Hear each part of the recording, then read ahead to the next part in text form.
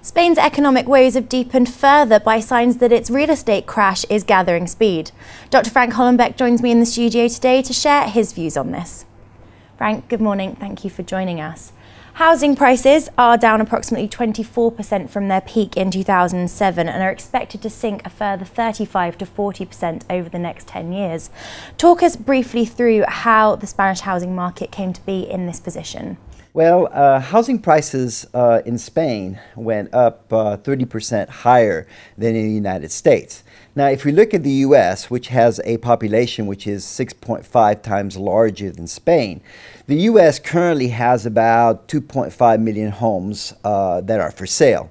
When we look at Spain, and we see that last year about 700,000 new units came onto the market.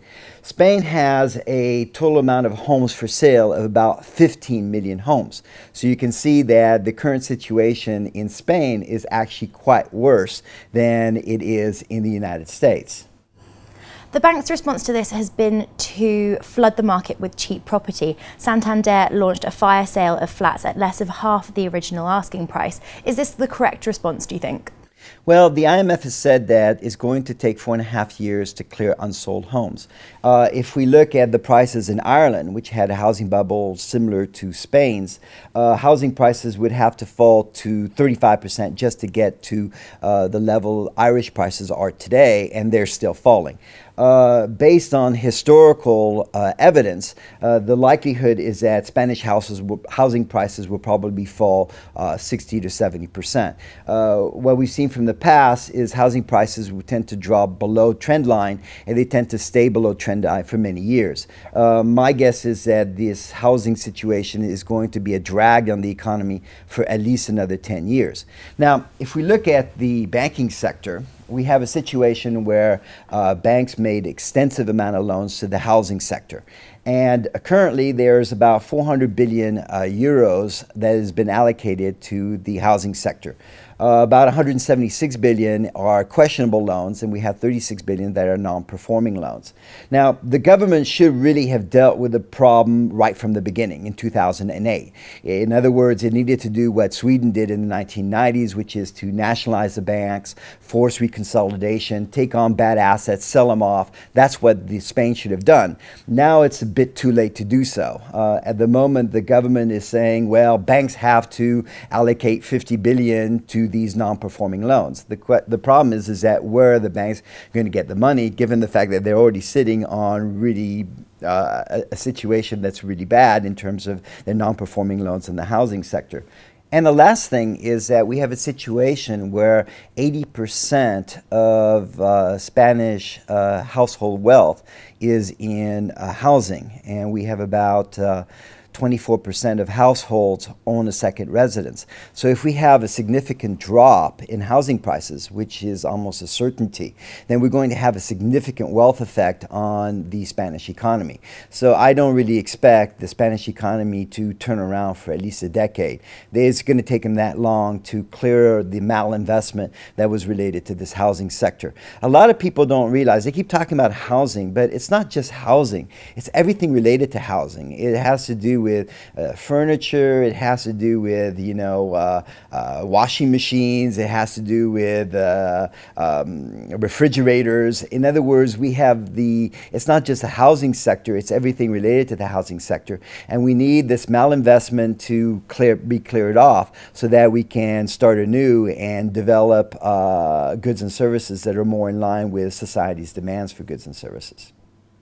We've seen this type of scenario before with the housing bubble in Japan. Why does the banking sector continue to be so reliant on the real estate? Well, they're a bit like you. They're stuck with bad decisions they made in the past. And we have a situation in Spain, which is becoming very similar to the situation in Japan, where we have what it calls zombie banks. And what do we mean by zombie banks is that banks are no longer acting as financial intermediaries. In other words, they're no longer taking in savings and turning it around and loaning money to small businesses. And growth will come from small businesses. At the moment, what's happening is that banks are dependent on ECB money, and they're just flipping the money over. In other words, they're getting cheap loans of 1%, which they're investing in government debt at 4 or 5%. And what's happening is their bad loan situation is actually getting worse. If you consider that Spain has getting a higher and higher probability that it's going to go bankrupt. I really need to talk about something that's really bothered me in all of this, is that central banks for the last 20 years have been blowing bubbles. You know, whether we're talking about the dot-com bubble in the United States, whether we're talking about the housing bubble in the US, the bubble in Spain, which to a large degree was due to the monetary policy that was followed by the ECB since the inception of the euro. Whether we talk about the housing bubble in Dubai, because by fixing its exchange rate, it basically was forced to adopt US easy monetary policy, or the housing bubble that we see in China, which was also due to the fact that China imported the US's easy monetary policy. So in other words, we have a situation where all these bubbles have been created by central banks, and now we're turning to the central banks to save us, you know, whether it's the US central bank or the ECB central bank. It's kind of like, for me, it's kind of like black is white and up is down, in the sense that we actually believe that by counterfeiting money, we're going to somehow repeal the law of scarcity, like we're repealing the law of gravity. So my concern is that we really, really need to do three things in Europe. We need to separate deposit banking from loan banking. We need to eliminate the central banks, and we need to make government borrowing illegal. We do those three steps, and then we can basically set up a sound financial and economic system for our children. And that's really what we should be doing as parents, is that we should be setting up the world so that it's a sounder place to be in, and we haven't done that for the moment. Frank, thank you very much. That's all we've got time for this morning. However, we'll be back with more exclusive interviews from the Dukascopy TV studio. For now though, goodbye.